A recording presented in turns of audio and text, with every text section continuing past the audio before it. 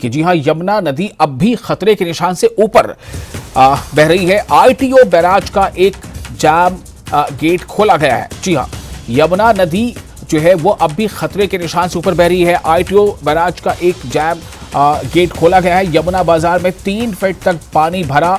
Rajghat ISBT के पास पानी भरा हुआ है। इंडिया गेट और सुप्रीम कोर्ट के आसपास भी पानी भर गया है। शांतिवन इलाके में कई फीट तक पानी वहां मौजूद है। एनडीआरएफ की कई टीमें रेस्क्यू में जुटी हुई हैं। सेना के जवान भी राहत के काम में जुटे हैं। जी, आप अंदाजा लगाएं कि स्थिति क्या हो गई है कि सेना के जवान को भी राहत के काम में या रेस्क्यू काम में लगाया गया है। और ये हालत है राजधानी दिल्ली की। दिल्ली में जिस तरह यमुना का जलस्तर बढ़ा है, उसकी वजह से आम जनमानस जो है उनकी आवाजाही पर भी गहरा असर पड़ा है। आप देख सकते हैं कि समय मैं दिल्ली के आईटीओ पर हूं और लगभग 48 घंटे से ज्यादा का समय फिलहाल बीत चुका है। 48 घंटे से ज्यादा का समय बीत जाने के बाद भी जो पानी है वो आईटीओ, राजघाट और इन तमाम जगह पर जस का तस बना हुआ है। तमाम लोग देखिए, ये लोग जो है वो ऑफिसेज की तरफ जा रहे हैं। देखिए, उन तमाम लोगों की जो गाड़ियां हैं वो खराब हो रही हैं। वजह है कि पानी का जलस्तर जिस तरह बढ़ा है, उसकी वजह से तमाम लोग काफी परेशानी का सामना करना पड़ रहा है। देखिए, सबसे ज्यादा जो ऑटोज हैं वो फिलहाल परेशान हो रहे हैं। लंबे समय से उनकी गाड़ियां खराब हो जा रही हैं और पानी से अपनी गाड़ी को बचाने के लिए उनकी तरफ से लगातार प्रयास किया जा रहा है। ये तीसरी या चौथी गाड़ी है। कहाँ खराब हो गई गाड़ी?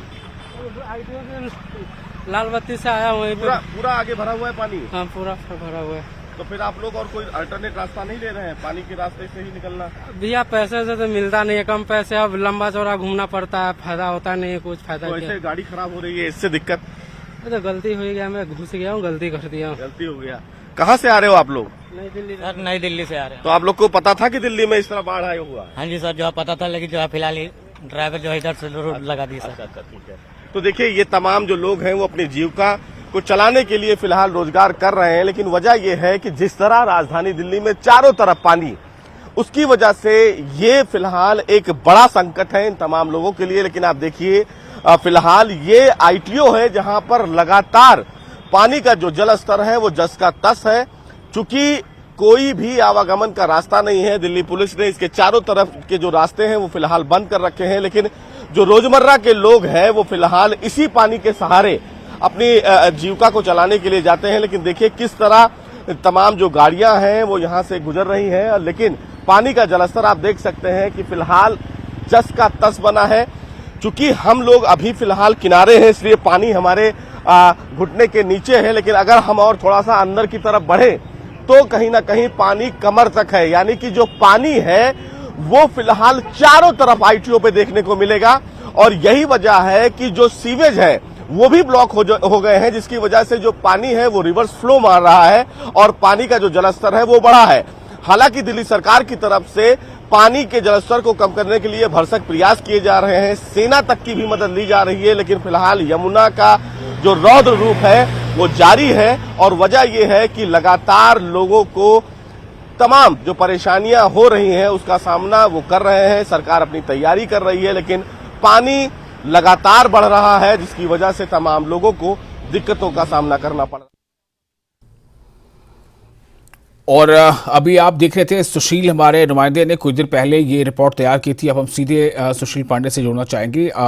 सुशील, अगर मेरी आवाज़ आपको मिल रही हो तो मेरा सवाल यहाँ पर ये है कि इसे क्या माना जाए। ये आप कुछ देर पहले जो हमने दिखाया वो सब कुछ तस्वीरें जाहिर कर रही है, बट ये क्या माना जाए? इसे ये नदी में जो जल का स्तर बढ़ने से ये हालत है, या फिर दूसरी तरफ ये बात कही जा रही है कि बैराज का जो गेट है वो खोला गया, उसके वजह पानी इस तरफ आ चुका है? क्योंकि खबर दो तरह की आ रही है। एक तो ये कि नदी का जो स्तर है वो बढ़ता जा रहा है, मतलब स्तर कम हो रहा है, नीचे आ रहा है पानी का, लेकिन इधर जल भराव जो है वो बढ़ता जा रहा है।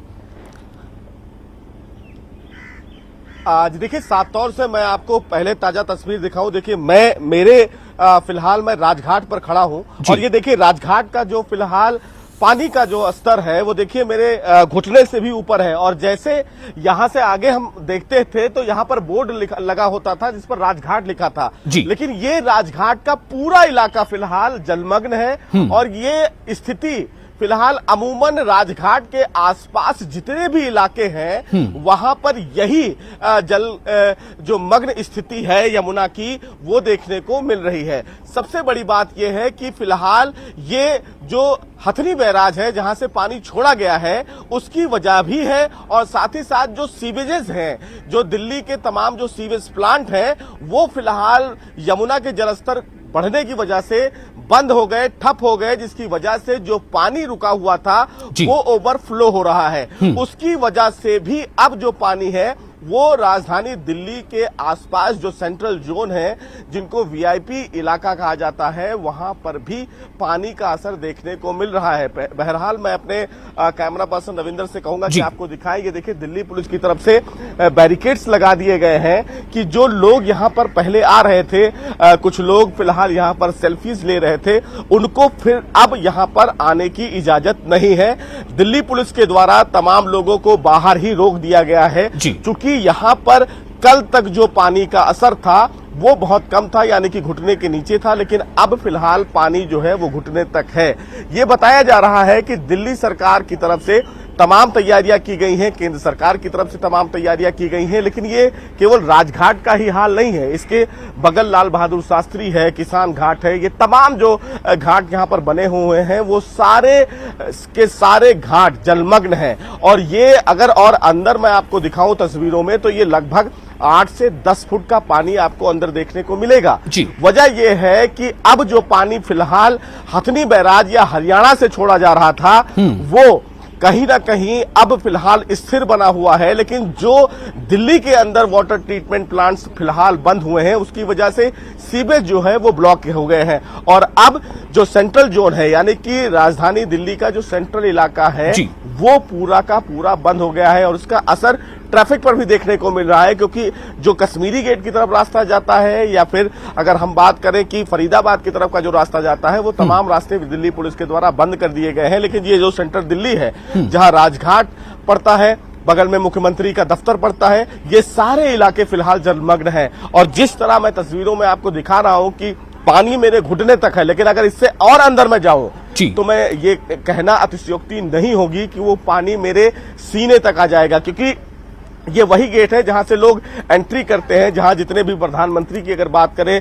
तमाम जो वीआईपीज की बात करें, वो आते हैं, वो इसी गेट से अंदर जाते हैं। लेकिन अब देखिए पूरा इलाका जो है, जो राजघाट यहां पर लिखा होता था, वो फिलहाल पानी की वजह से पूरा जलमग्न हो चुका है। तो आप खुद ही ये सोच सकते हैं कि किस तरह यमुना का जलस्तर है, यमुना का रौद्र रूप है और पूरा जो सेंट्रल दिल्ली है वो फिलहाल अभी जलमग्न है। हालांकि ये बताया जा रहा है कि दिल्ली सरकार की तरफ से तमाम तैयारियां की गई हैं। यहां से 4 जो पंप है वो पीछे के साइड में लगा दिए गए हैं जिससे पानी का निकास हो, लेकिन पानी निकले तो निकले कहां, क्योंकि उसके जस्ट बगल में यमुना का ब्रिज है, वो ओवरफ्लो है। उससे आगे अगर हम बढ़ेंगे तो आईटीओ है, आईटीओ भी पूरा जलमग्न है। तो पानी निकासी की अभी एक बड़ी समस्या है फिलहाल दिल्ली के लिए। लेकिन अगर मैं आपको तस्वीरों में कुछ दिखाऊं तो मैं आपको दिखाऊंगा कि देखिए किस तरह पानी का जो जलस्तर है वो फिलहाल अब थोड़ा सा कम हो रहा है। आप देखिए कि पहले जो पानी था वो फिलहाल कहां तक था, देखिए ये फिलहाल जो निशान आपको दिख रहा होगा,